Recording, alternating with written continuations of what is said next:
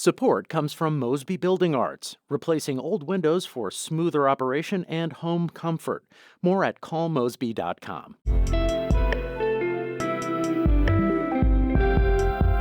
From the St. Louis Public Radio newsroom, this is The Gateway. It's Thursday, April 17th. I'm Abby Larico.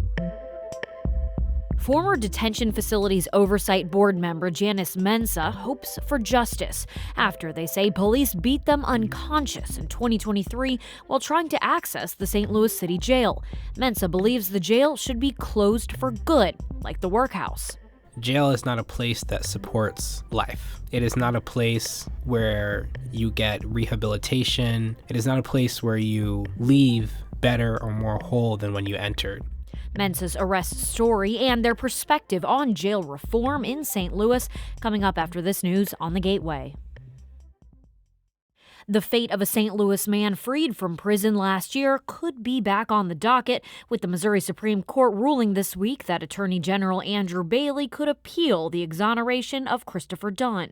As St. Louis Public Radio's Chad Davis reports, the proceedings would broach new territory, even if the evidence would not. The case centered around a 1990 murder where two witnesses who testified against Dunn later recanted. Circuit Judge Jason Sennheiser ruled last year that Dunn was wrongfully convicted and Circuit Attorney Gabe Gore dropped the charges. But Attorney General Andrew Bailey has sought to appeal the ruling. Retired Missouri Supreme Court Judge Michael Wolff says this is unusual because the charges have been dropped. The appeals court won't hear any new information. Judge Sennheiser is the one who saw the witnesses, heard their testimony, looked at the evidence, was there at the trial. The Court of Appeals is not a trial court. It just reads the paper. A spokesperson for Bailey could not be reached for comment. Wolff says the appeal could go on to next year. I'm Chad Davis, St. Louis Public Radio.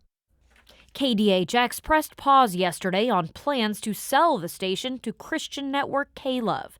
A KDHX lawyer asked a judge to instead set up a bidding process to field more offers. St. Louis Public Radio's Jeremy Goodwin reports. KDHX leaders still want to sell the station as soon as a judge will allow it, to pay off $2 million in debt.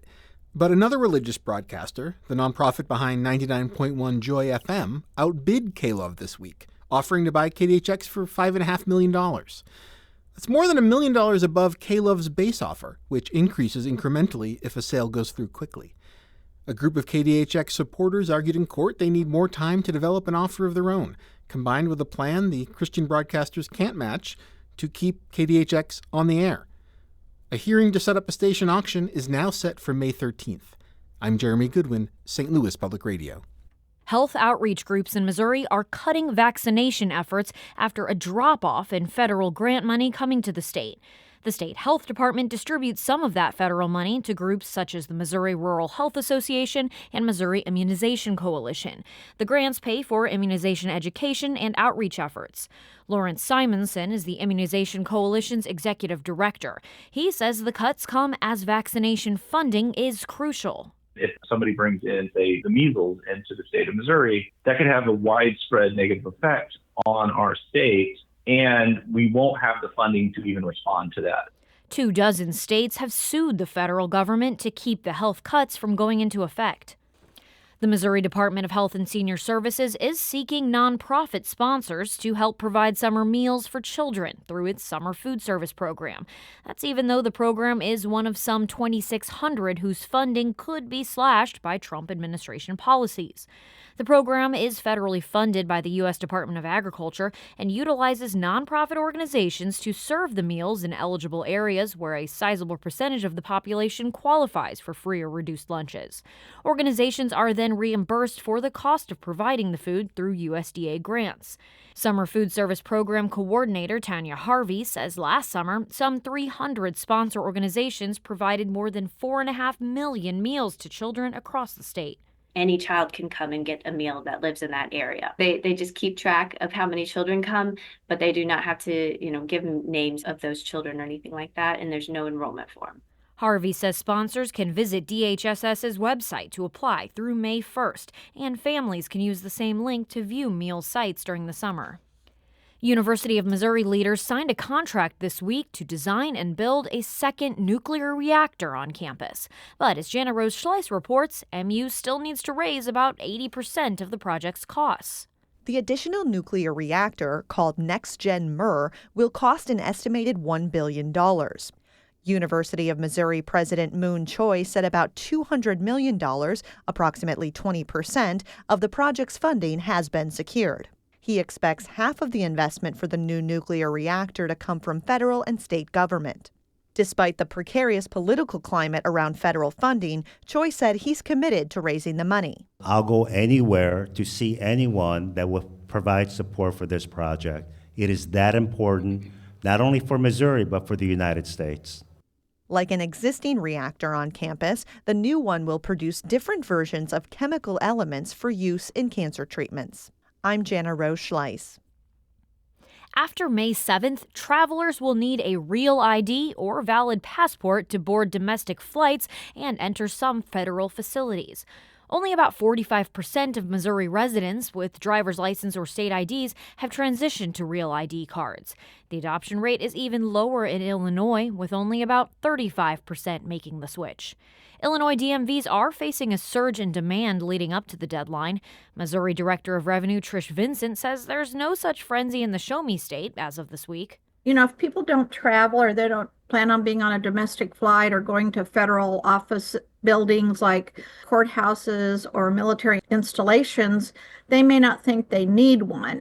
Real IDs won't be needed to drive, vote, or show proof of age when buying alcohol or tobacco.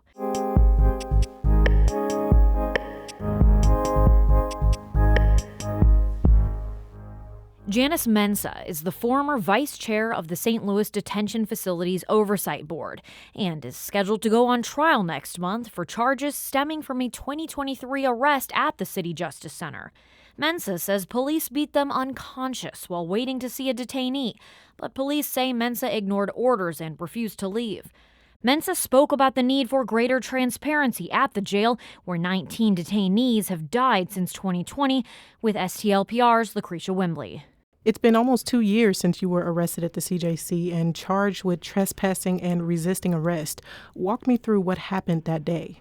Sure. So on that day, there was an unconfirmed report that there was a death at the facility. So I went to the jail to have the staff confirm whether or not someone died. And while I was waiting to do an oversight visit, the warden, without my knowledge, called the police. After they arrived, they had thrown me to the ground, punched me, and I woke up kind of in the hospital.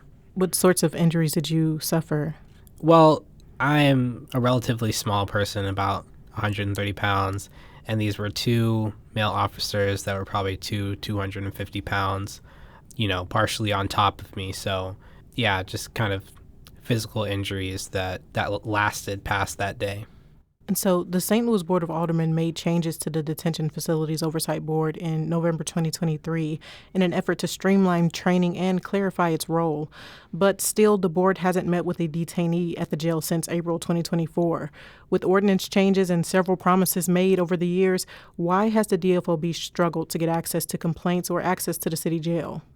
It's certainly not for lack of trying. I think the biggest barrier when I was on the oversight board was the city. So the mayor's office, the director of public safety was Charles Coyle, and the then warden, Jennifer Clemens Abdullah. A few members of the board did get a tour that was very structured and scheduled, and we didn't actually meet with any detainees. It was just to see the building. So DFOB leaders say that they met with Mayor-elect Kara Spencer just before the election last week and were promised greater access to the jail and transparency. Do you have any hope that Interim Commissioner of Corrections Doug Burris or Spencer will keep their word? I will say that it is a good sign that the now mayor was interested in meeting with the board. I remember it was very difficult to get any communication from the mayor. It does have potential for good that there are new people in charge, a new mayor, a new city councilor, a new warden of the jail. But I think unless there are real changes to the way the jail is run, or in my opinion, what should happen, the jail is closed, we're still going to have the same issues. There was a death just a few weeks ago. So nearly half the number of people who died in custody at the city jail lost their lives due to health problems that many jail reform advocates say could have been prevented, like Carlton Bernard, who died in custody in 2023 after not getting access to his diabetes medication in time. What can be done to ensure people get access to medical care in a timely fashion? I think the critical issue is that jail is not a place that supports life. It is not a place where you get care, you get rehabilitation. It is not a place where you leave better or more whole than when you entered.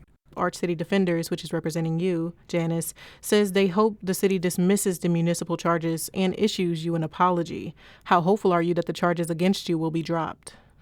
Well, I do have renewed hope now that there is a different mayor. I did get the sense that the old administration was more interested in upholding the status quo than in changing things. I'm hopeful, but I'm still ready, more focused on holding people accountable than hoping that they come through for me. That was Janis Mensah, former vice chair of the Detention Facilities Oversight Board in St. Louis, speaking with St. Louis Public Radio's Lacretia Wimbley. Our Brian Moline edited that piece. The Gateway is a production of St. Louis Public Radio, a listener-supported service of the University of Missouri St. Louis. Music by Ryan McNeely of Adult Fur. I'm Abby Larico, and from the St. Louis Public Radio newsroom, this has been The Gateway.